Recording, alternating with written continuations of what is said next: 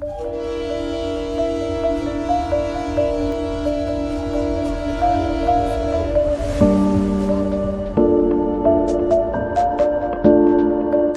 railway transport subsector remains a critical part of the country's transport system as it complements other subsectors of road, water, and air transport.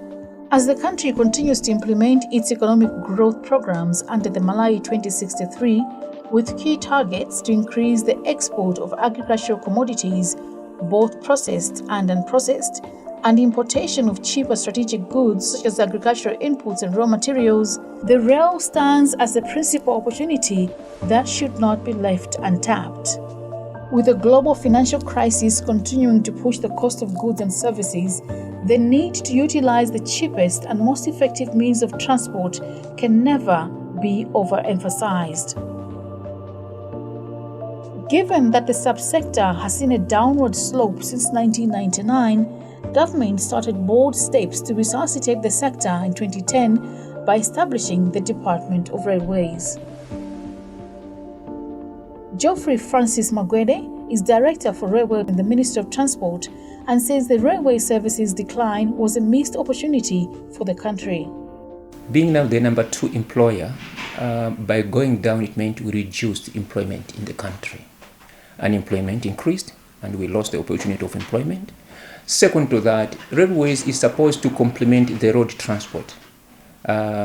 Because of that, we put all the burden onto the road subsector, thereby increasing the fast wear of our roads because of the heavy trucks. But at the same time, we lost the opportunity of bringing cargo at a cheaper price in masses from our neighboring borders. We're talking of Nakala as well as Beira. So we lost that, and you can see with what I've just mentioned, it means the economy was affected. Since then, government has been leaving no stone unturned in the quest to revamp the railway system in Malawi. In 2012, Valley Logistics came into the limelight with the construction of the railway line from Moatize in the western part of Mozambique to Nakala in the eastern side to facilitate the transportation of coal through Malawi to Nakala port. This project marked a turning point in the railway sector. And because they improved the railway section between Kaya and Nayuchi all the way to Nakala, we started seeing the quick turnaround of trains and speeds were improved because you may recall, at first we used to run at 18 tons per axle load, but it was improved to 20.5 tons per axle load on that section between Kachaso all the way to Nakala and coming all the way from Moatize. But not only that, even the speeds were improved. Now trains run at 70 kilometers an hour as operational speed. But when it comes to design, it was designed at 80 kilometers an hour. So we have seen an increase in the movement of cargo now because of speeds, and that has attracted a number of our clients who use the rail. Because I've seen now that there is speed on the line.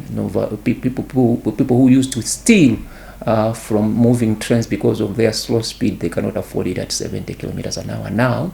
So that has created another appetite to others so that the rail use now is increasing.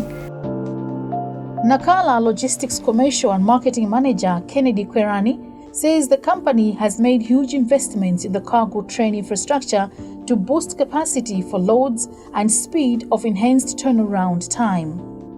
He further says they have also installed modern equipment, thereby making the cargo train carry huge loads with much ease. We have invested in a state-of-the-art container terminal. This is the first of its kind, very big, and that's the biggest in Malawi.